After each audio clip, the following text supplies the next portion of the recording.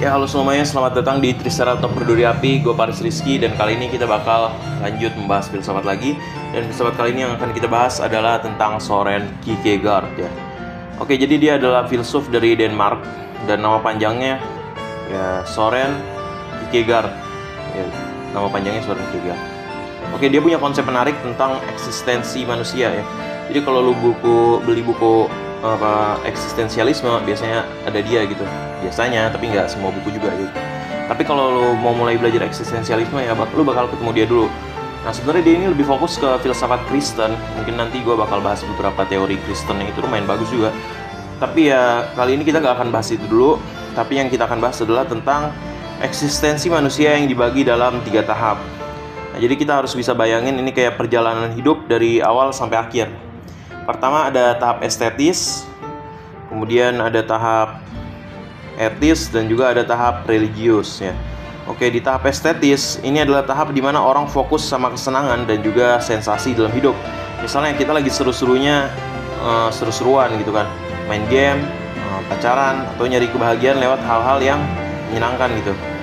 Misal kita lagi makan enak gitu, atau ya kebawa sama drama Korea gitu misalnya. Nah itu adalah hidup yang dengan estetis gitu. Jadi dimana lu hidup itu pada saat itu lu gak memikirkan konsekuensi, lu gak mikirin hari esok, lu gak mikirin apa-apa, yang lu pikirin cuma ya saat ini, dan juga ya senang-senang aja. Ya intinya tahap estetis ini kalau mau disingkat dan dijelaskan itu adalah tahap dimana orang-orang masih menganut ya, ajarannya hedonis ya. Hedonisme biasa ya, kalau hedonisme Epikuros itu beda lagi. Nah, hedonisme biasa gitu. Nah, jadi orang-orang tuh masih ya pengennya senang-senang aja gitu. Dia nggak mikirin apa-apa, dia mau hidupnya hari ini ya pokoknya mau cari happy-happy dan juga avoid pain gitu. Oke, setelah itu ada tahap etis. Nah, di sini manusia mulai ngelihat hidup dengan lebih serius. Nah, di situ kita itu mulai nentuin aturan, nilai, dan tanggung jawab dalam hidup kita gitu. Misalnya lu bisa aja mikir, sebenarnya gue harus bantu sesama atau patuh sama norma-norma yang ada gitu. Di tahap etis ini lebih kayak kita udah punya pedoman hidup yang lebih jelas dan mulai bertanggung jawab dengan ya hidup kita. Yang tadinya kita cuma mau happy-happy doang, kita udah mulai ya berencana, udah gitu kita memperbaiki perilaku kita dan lain-lain. Contoh nyata dari tahap etis bisa aja ketika kita lagi mikirin tentang hubungan kita sama teman. Mungkin kita mikir, sebenarnya gue harus bertanggung jawab atas janji-janji gue sama mereka, meskipun kadang-kadang ya itu susah. Ya, jadi di tahap etis ini kita lebih fokus sama nilai-nilai kita dan tanggung jawab kita gitu. Dan tahap terakhir yang paling tinggi itu adalah tahap religius. Nah, di sini manusia mulai mencari hubungan yang lebih dalam sama keberadaan absolut. Nah, apa itu keberadaan absolut? Itu adalah Tuhan. Nah, jadi karena Kierkegaard ini sosok yang religius ya, jadi ya memang ada bahasannya tentang Tuhan gitu. Nah, kita bisa aja mikir, ada nggak sesuatu yang lebih besar dari hidup ini? Apa tujuan hidup gua? Nah, itu kita udah masuk ke tahap religius. Nah, jadi tahap religius ini lebih tentang pencarian makna hidup yang lebih dalam dan juga hubungan spiritual kita kepada Tuhan gitu. Nah, contohnya kita lagi berjuang mencari makna hidup atau ngalamin momen pencerahan spiritual. Nah, kita merasa terhubung dengan sesuatu yang lebih besar dari diri kita. Nah, dan lu bisa aja mikir kayak ini tuh kayak ada sesuatu yang mengarahkan hidup gua ke arah yang lebih baik, yaitu ya ajaran dari Tuhan itu. Nah, intinya konsep Kierkegaard ini ngajakin kita untuk mikir perjalanan hidup kita itu lebih dari sekedar senang-senang atau ya cuma tanggung jawab antar manusia aja.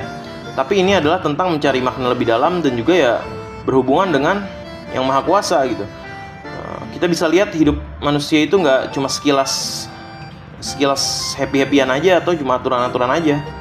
Nah, kita bayangin aja, kita udah ngerasain 3 tahap ini. Tapi Kierkegaard juga ngasih tahu kalau nggak semua orang bisa nyampe ke tahap religius. Ada orang yang stuck di tahap pertama, yaitu tahap estetis atau tahap hedonis gitu. Yang ya orang itu ya cuma maunya senang-senang aja. Ya gue udah senang hidup kayak gini, ya gue nggak mau ada yang ngatur gue, ya gue maunya begini. Ada juga yang nge-stuck di tahap etis. Dia cuma mau memperbaiki hubungan dia sama orang-orang aja, dengan manusia aja gitu. Dia memperbaiki perilaku dia segala macam ya supaya kedudukan dia di sosial itu baik gitu. Nah, yang terakhir kita mungkin bisa aja mikir kayak, oh iya gue udah senang nih hidup kayak gini, kenapa gue masih perlu ada sesuatu yang kurang, kenapa gue jadi perlu Tuhan? Nah, itu muncul pertanyaan yang seperti itu biasanya. Nah, coba kita pikirin contohnya. Kita mungkin udah kesenangan traveling gitu kan, healing dan sensasi-sensasi lainnya yang bikin kita senang kayak main game dan lainnya. Nah terus kita udah punya prinsip hidup dan nilai-nilai dan ngerasa bertanggung jawab dengan kehidupan sosial kita. Nah tapi di dalam hati mungkin kita masih ngerasa ada kekosongan dan rasa haus akan sesuatu yang lebih tinggi. Balik lagi, kehendak kita nggak akan ada habisnya, yaitu ya kehendak untuk mencari kepuasan spiritual. Nah seorang yang stuck di estetis bakal mikir, gue udah seru-seruan gitu kan, gue udah senang-senang, gue udah berusaha supaya ya gue bahagia gitu ya, tapi kok gue masih hampa. Yang di tahap teetis bisa mikir, gue udah punya prinsip hidup, gue udah punya kehidupan sosial yang baik, tapi kok gue masih bingung ya sama hidup gue ini. Nah di situ mungkin seorang bisa merasa ada panggilan atau keinginan untuk mencari hubungan yang lebih dalam, yang lebih ya spiritual. Mungkin saat itu kita mulai bertanya-tanya tentang makna hidup dan ngerasa bahwa kebahagiaan sejati ada dalam hubungan kita dengan yang lebih tinggi atau Tuhan gitu. Nah contohnya, lo yang tadinya cuma fokus sama karir dan kesenangan aja, terus sadar bahwa ada hal yang lebih besar. Mungkin lo mulai mencari makna hidup lewat aktivitas spiritual kayak ya sholat, atau ya kalau Kristen ya ke gereja, dan ya kalau Yahudi ya nggak tahu deh, nggak pernah ngeliat orang Yahudi gue. Nah terus kita ngerasa bahwa ada hubungan yang lebih dalam dan bermakna yang bisa ngisi kekosongan dalam hati kita gitu. Tapi ingat ya, ini nggak berarti satu tahap lebih baik, lebih tinggi dari tahap yang lain. Setiap tahap punya nilai dan pengalaman masing-masing. Ini cuma jalan cerita hidup yang berbeda-beda buat setiap orang. Jadi ya kita bisa aja ngerasa bahagia dan puas di tahap manapun, asalkan itu sesuai dengan keinginan kita dan nilai-nilai kita sendiri.